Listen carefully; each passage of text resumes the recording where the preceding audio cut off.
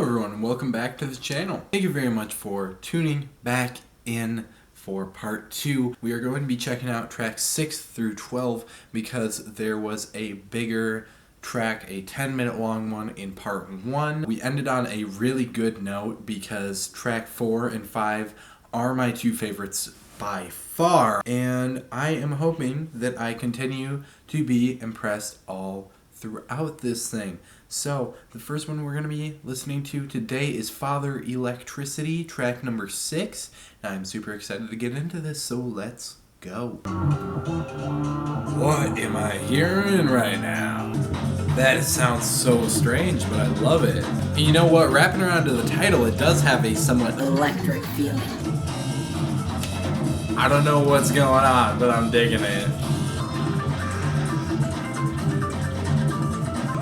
Julian sounds really weird on this track, but I'm kind of alright with it. Again, this like jittery delivery like this is kind of unique and it kind of fits the aesthetic here. This dreary effect on the vocals is really neat. This has this really solid groove to it.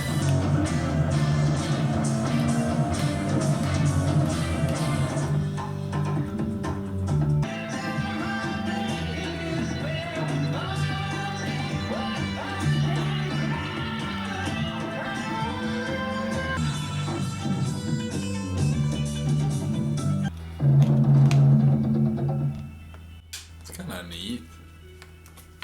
Very cool transition into the next track as I let it play out. Most of what I really appreciated about that was the very eccentric set of sounds that were used across the entire song. It was definitely one of the longest ones. I believe that is the second longest song, so I guess it's very good that we stopped it at track number 5. But that one definitely had a very just eclectic sound to it. There was very many different sounds going on through the entire progression of that song from start to finish. Although unfortunately, I do feel like that one was a lot less memorable than some of the other cuts that we've had on here, just because it tried to do so much in not little time, but in a only 7-minute period. And I don't know that lyrically that had as much going on to appreciate as some of the other tracks either. It did have a message similar to the track before it, from what I can tell. Society at large kind of themes. Interesting track nonetheless, not one of my favorites, and unfortunately that one ended up feeling longer than the 10-minute song just because it was really hard to keep up with. But still a good song, not one that I would complain about hearing again for sure. Johan Van Bronx is the next track on here. This one is also slightly longer at exactly 6 minutes. It's got a very industrial sound to this one. I should clarify here, I do mean industrial rock when I've been saying that. I suppose I should have made that clearer. I'm talking much more 9-inch nails, not throbbing gristle when I say that, alright? I just want to put that out there the way that it is. Oh, now it's picking out. Alright.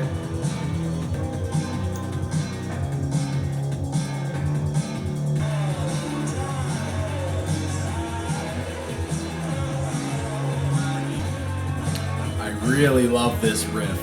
I'm glad that that's something that kind of carried over from the Strokes, having these little catchy guitar pieces that break up the song.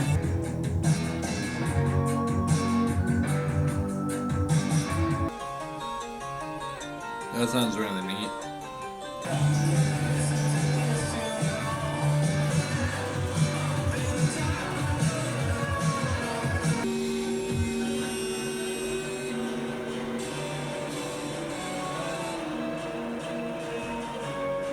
Okay, so that song was very interesting in its lyrical themes. It was clearly taking the perspective of a wealthy business owner, right down to at the end of the song when he was saying that he would hire kids so it saves him $2.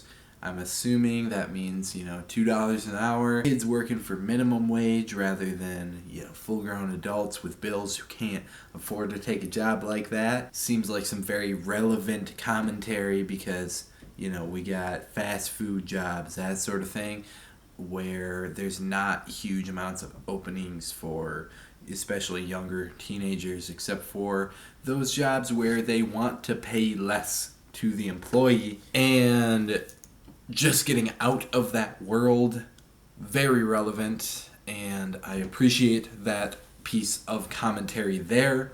That whole song seemed to be driven by a very powerful, egotistical, and self-centered business person. And yeah, interesting perspective. I thought that it needed a little bit more dedication to one specific sound on there. Like I said, an industrial rock influence on that track for sure, but interesting stuff nonetheless. Business Dog is the name of the next song. Hit me with those riffs. Yes. What?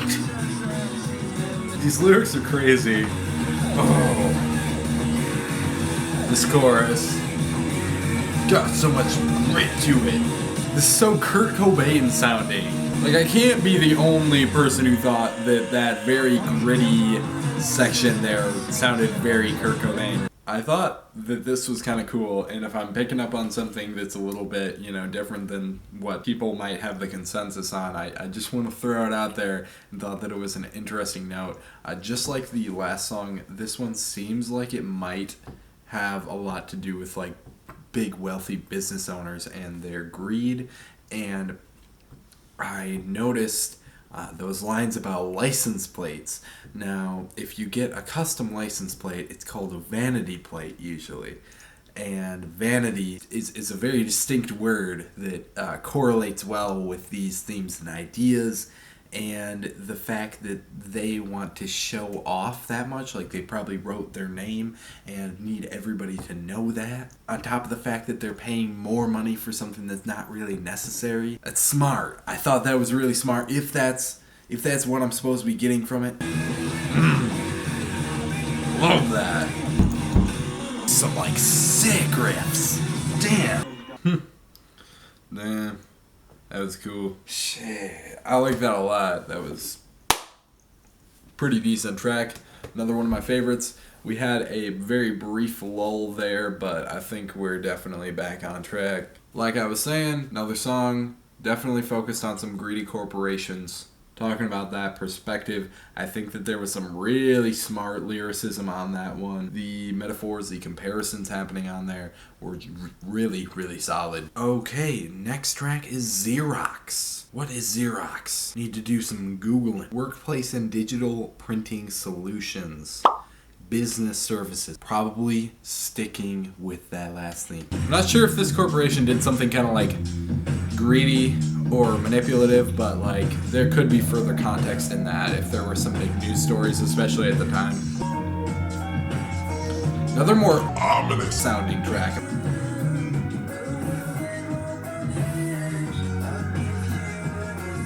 Okay, so I think that there is another set of very interesting commentary going on here. This is kind of shining back to the prey and predator mentality of a previous track. I believe it was track number 5. I'll correct myself on screen if I'm wrong right here. But the animalistic tendencies of society at large, where corporations are kind of the top apex predators and everyone else is far below them, and the sort of animalistic tendencies that people regularly hold and the struggle that invokes. This first verse especially seems to be talking about naturally animalistic tendencies in people. Very interesting stuff.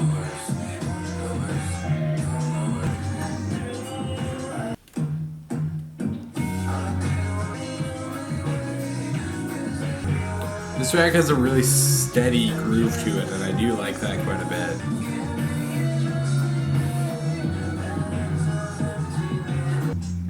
We've got a mention of the title, so it's good to see. Okay, I don't think sonically that was one of the most interesting tracks, but lyrically it's up there. That was heavily comparing animals to humans and bringing questions to mind of what makes them different, what where do you draw the line? And that was a very interesting perspective for a song to take like that. I liked it quite a bit. Decent one on that for sure. I gotta say, just the lyric writing on this is phenomenal on this project. Very smart stuff all the way through, and I'm picking up on all these very nuanced themes, and it's very clear that Julian needed to break away from the Strokes at this time, because this seems so much more passionate and artistically invested than Come Down Machine did before it.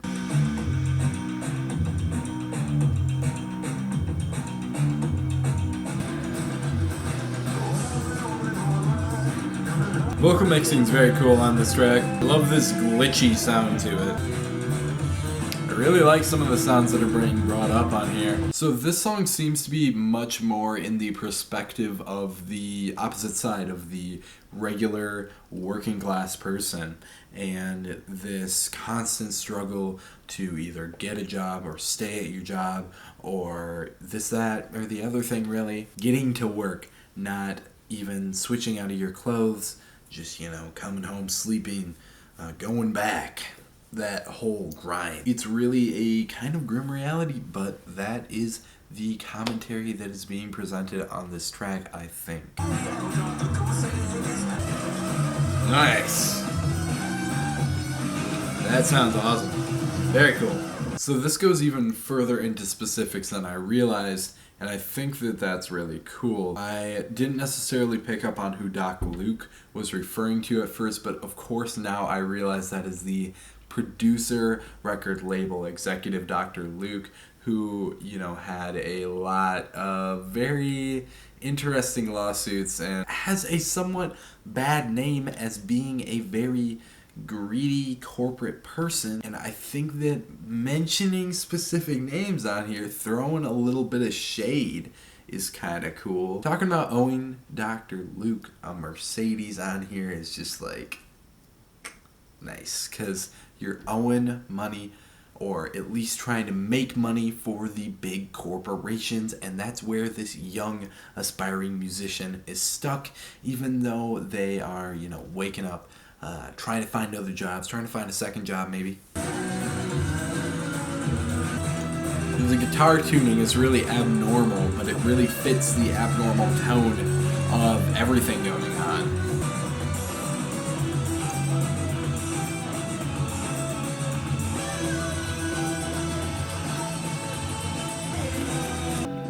Very interesting how it ends extremely subtle like this. Okay, most of what I had to say about that song I have already said. That is definitely from the perspective of a young aspiring musician who is trying to make their way in the world but has so much debt to pay and so many other responsibilities that it's nearly impossible to make it because of the financial difference, and the financial difference between the very top people in the world, that top 1%, like I keep saying, in the very low class, or just even the working class people, is a common recurring idea that is being panned out really, really well on. And I do appreciate the progression of that instrumental. I do think that it did a lot to progress really well. I just wish that there would have been some more memorable sounds in there. I think that the biggest grievance of the instrumentals on here is just that sometimes they're trying way too many different things all at once for specific things to be extremely memorable. It kind of goes from one sound to the next very quickly, and it becomes somewhat difficult to fully invest yourself in one singular idea.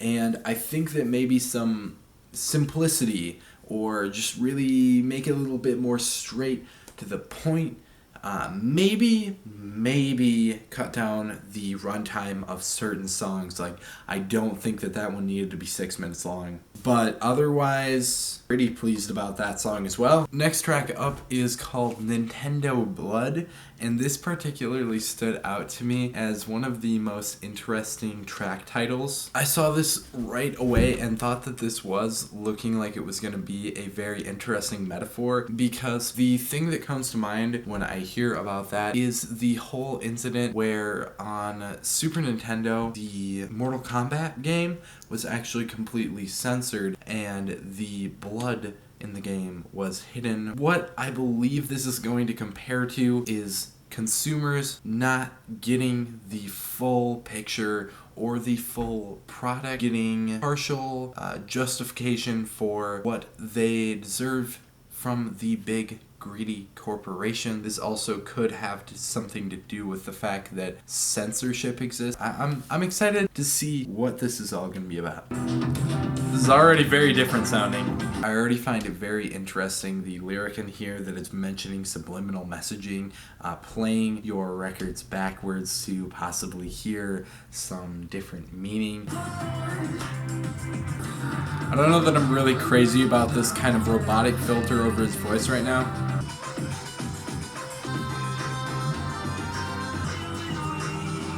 This section of the song is very strange. Definitely some lyrics about censorship. I guess you could interpret it that way. It seems like you're kind of trapped by big corporations, I guess, or lacking creativity because it causes less profit. That is really clever, and it didn't dawn on me until well after. The fact that he says mother F, or like very kind of slurs the word mother, is such a great tie-in with the overall message about censorship. It's very smart. It's very smart. I like that. I cannot believe this right now. I was like, wow, okay, well, I've mentioned the lawnmower in the last few videos. I'm sure filming today I won't have to mention it, you know? I was sure. Somebody fucking mowing the lawn. I can't believe this shit. I don't know if it can be heard. It was kind of hearable in my Haley Williams review, unfortunately, but I don't know if you guys can hear it at all. It's just kind of there. I do kind of like the digital sound of the guitars.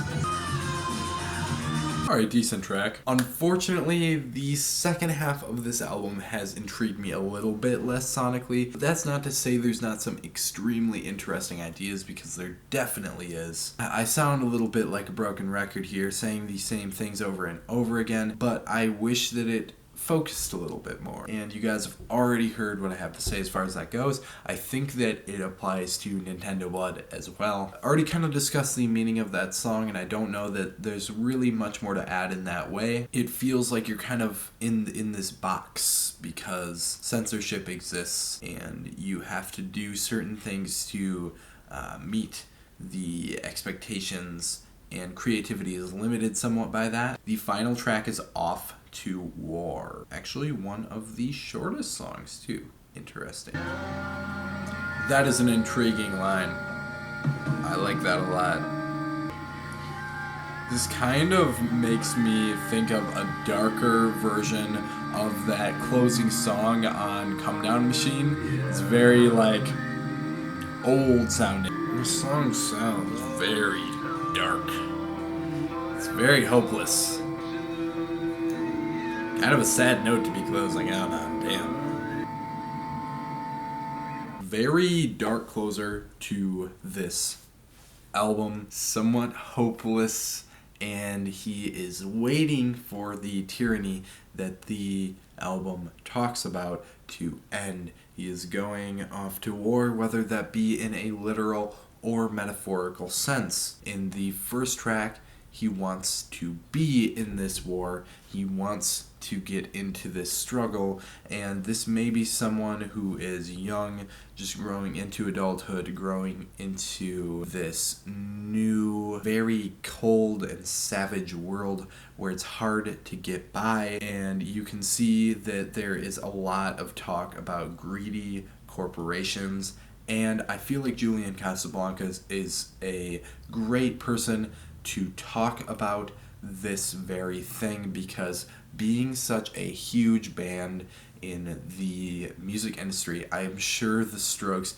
have had many endeavors with very greedy corporations and people who wanted to manipulate them for monetary gain. A lot of high quality lyricism happening all across this, and I cannot stress that enough. I like the experimental sounds, even if I think that each song maybe should have focused a little bit more. I like the experimental, somewhat industrial rock edge that a lot of these tracks were facing. And yeah, I am thoroughly impressed. And I'm really actually quite excited to hear the other Voidz album. So all in all, I guess I'm feeling about an 8 out of 10 on this. Let me know what you thought of this record down in the comment section below. I would love to hear your thoughts and opinions. Drop a like on the video if you did like what you saw today, and subscribe to the channel if you're new and you want more music-related content coming your way very soon. Turn the bell on for notifications so you know when I upload as well. But that is just about going to wrap it up for this one, and I will see you in the next video.